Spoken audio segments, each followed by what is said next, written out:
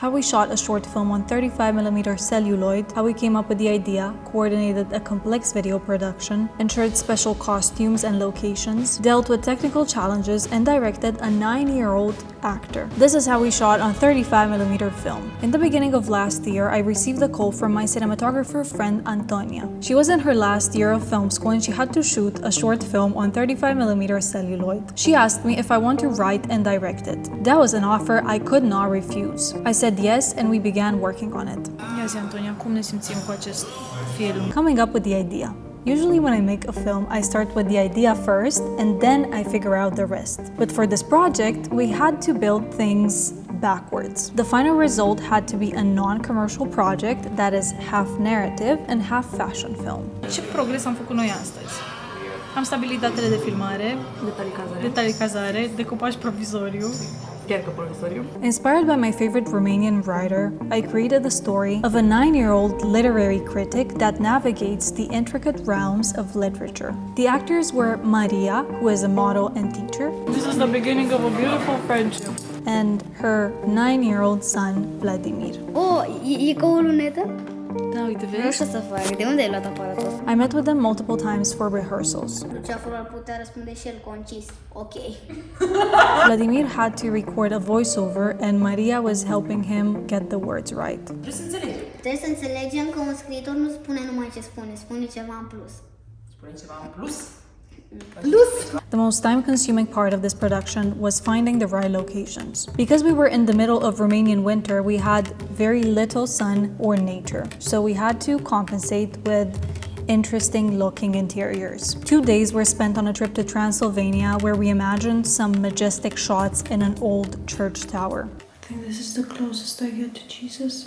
Why did we come all the way here? We imagine all of these Tarkovsky shots. We very soon realized that bringing a whole team and expensive costumes there was not the best idea. Inspired by the scenery, we brainstormed some visuals. Și opening shot, Maria cum iese din fântână. Pe acest băț punem un spotlight pe ea și apoi o dronă. The first location we ensured was kindly given to us by Serin and Victor, who have the theater company Cuibul Artiștilor. We pitched a lot of places where we wanted to film. So I'm at the moment working on a presentation for them to understand what film we're trying to achieve, so they understand how in line what we want to film is with their location. But we got a lot of rejections. Hello, bună ziua, Marilena. While I was trying to secure a museum location, Ioana, something unexpected happened. vedeam pile, de exemplu, la Casa Macovei. Tu-te astăzi Da. și te uiți acolo și vezi spațiul dacă îți convine. After signing lots of papers, scouting numerous potential locations, we had a final list of available places where we could film. Now, what are the actors going to wear? We enlisted the help of my very good designer friend Monica, who has the brand Throne Studio. She gave us some spectacular pieces, including the last coat that she made for me. This film is very special because it was shot on analog film. Every single video or movie that you can ever watch can be shot in 2 ways. Either digitally, which is the modern way in which everything is shot, or on celluloid, which is the old way of shooting film. The first 100 years of cinema history have been built on analog film. And even though shooting on celluloid is way more difficult, the analog film holds an undeniable magic.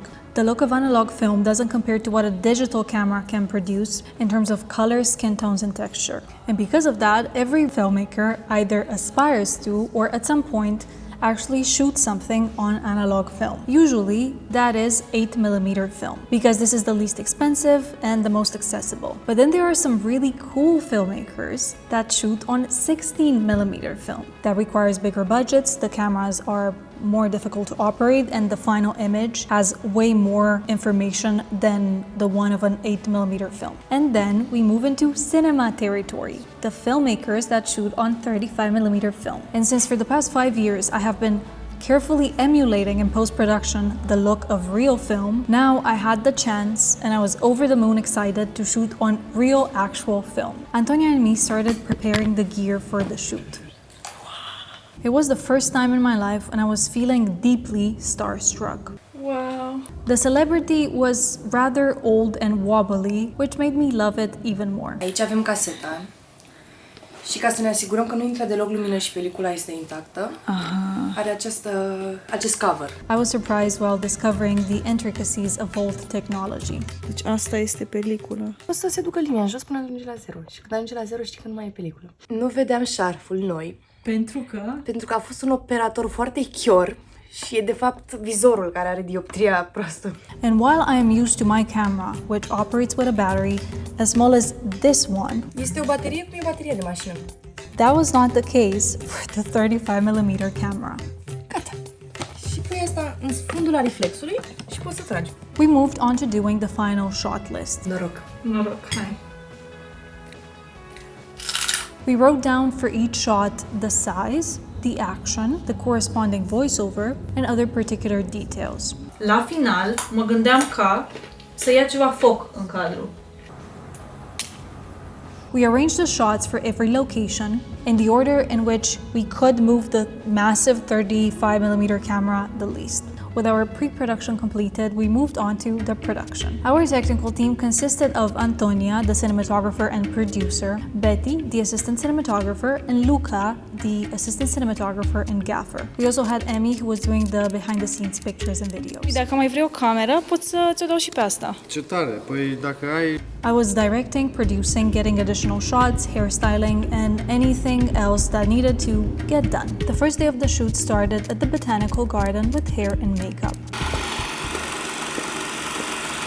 We took the shots in order, following our shot list. The viewfinder was rather old and dusty and provided very little visibility. While on digital you can see at all times what you are shooting on a screen, with this camera we had to rely on hope. Since the camera was so heavy, we had to comply and only shoot static shots on a tripod. We made sure that the shots are correctly exposed using a light meter. I made sure we have some dynamic movement by taking additional shots with my digital camera. The 35mm camera was extremely heavy and very hard for only one person to hold. We needed at least 2 people at all times, one to operate the camera and one to hold the battery. Doing this from dangerous locations in order to get interesting angles didn't make things easier, but the shots we got were absolutely worth it. We moved on to the theater location. We were shooting all of the scenes with Vladimir. Te rog să nu mă strângi pe tare că am fost un pic răcit. Aveam nevoie de o gumă orbi ca să nu mi se înfrumusețeze gâtul. While Antonia, Betty, and Luca were preparing the shot, I took Vladimir to hair and makeup. Știi care e cel mai puternic copil din clasa noastră? Cine? Care bate pe toți la Scandenberg, Alex Cristea. Directing him was extremely enjoyable Auzim pelicula și ce facem? and challenging at the same time. Lumina? Da, o dată eu m-am dus la o nuntă. Hai să ne concentrăm. La nunta lui Ale Vladimir, și era mult îmi povestești după. We made a great team, and even though he was full of initiative most of the time, when we started shooting, he focused with the professionalism of a real actor.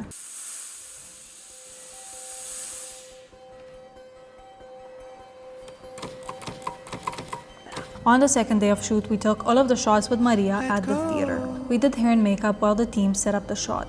We squinted as much as we could through the viewfinder to ensure we like our composition. We filmed with multiple lenses, varying the shot sizes and angles. While the team was setting up the shot, me and Maria were doing movement rehearsal. For some shots, we had to coordinate some light movements that turned out beautiful. Because we were in the middle of winter, we had to warm up our actors manually. We moved on to the piano shot at Monolith Studio, my friend Katinka's place. In a break from shooting, Maria pointed out that Katinka and Antonia could be sisters.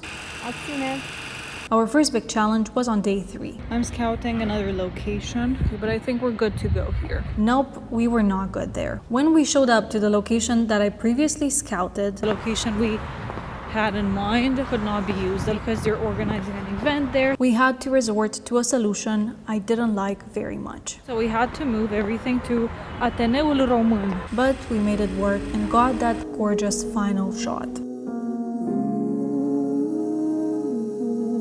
I have my light fixture. At night, we got some digital shots in the park with an eerie yet beautiful statue. Antonia was moving the light while we were trying not to freeze to death.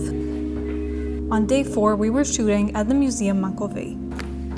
Vladimir was eager to help with the behind-the-scenes pictures. Asta e și bună? Ți-am filmat fix ochiul. The problem was that when I scouted the location, it was a sunny day. But on the day of the shoot, that was not the case. Luca resorted to bringing a strong direct light outside of the building and projecting it through the window inside of the room. In the end, because of some technical difficulties, the film needed to have a very different shape than the one we initially discussed and planned for. So from a 6-minute narrative fashion film became a 1-minute immersive visual. As we wrapped up our last day of shoot, exhaustion started to kick in.